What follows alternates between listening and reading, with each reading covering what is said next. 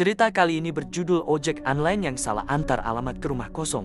Dari pengalaman seseorang yang dikirim ke email Malam Jahanam. Sebelum kita mulai ceritanya, jangan lupa subscribe, like, komen dan aktifkan loncengnya agar tahu update cerita terbaru di Malam Jahanam. Hampir tengah malam ketika pesanan itu masuk, sebuah notifikasi memecah keheningan kota yang menyesakan. Kebanyakan pengemudi sudah akan berhenti, tapi uang sewa harus dibayar. Pesanannya sederhana, pizza keju ukuran besar, menuju area perumahan yang tidak begitu ku kenal. Alamatnya, Jalan Melati nomor 13, terasa aneh dan asing, terselip di sudut kota yang telah lama terlupakan.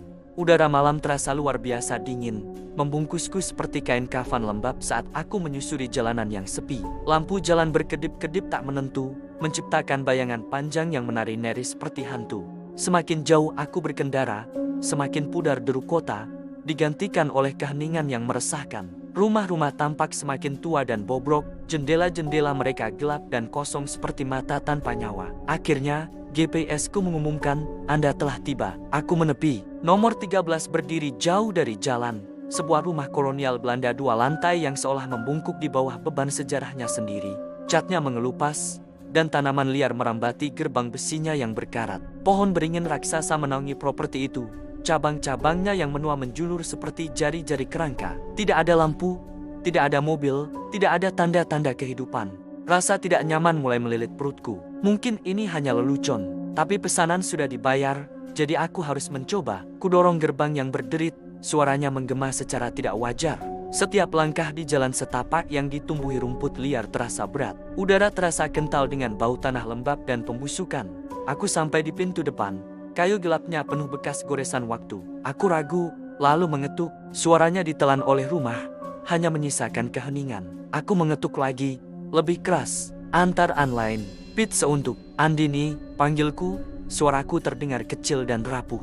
Tepat saat aku hendak berbalik, aku mendengarnya. Suara gesekan samar dari dalam. Lalu, derit kunci yang berputar perlahan dan menyiksa. Jantungku berdebar kencang. Pintu terbuka sedikit, memperlihatkan secercah kegelapan pekat di dalamnya. Sebuah suara, tipis dan kering seperti daun-daun berdesir, berbisik, letakkan saja di lantai. Seharusnya aku lari. Setiap naluriku berteriak untuk menjatuhkan pizza dan kembali ke motorku. Tapi aku membeku, aku berlutut, mendorong kotak pizza melewati celah itu. Saat melakukannya, jariku menyentuh sesuatu. Dingin, sangat dingin, dan terasa kasar, seperti perkamen kering. Aku menarik tanganku seolah terbakar. Pintu tertutup, kunci berputar, keheningan kembali, lebih dalam dari sebelumnya. Aku berdiri sejenak, napasku berkabut di udara dingin. Sambil menggelengkan kepala, aku berbalik untuk pergi. Saat aku mencapai gerbang, ponselku bergetar.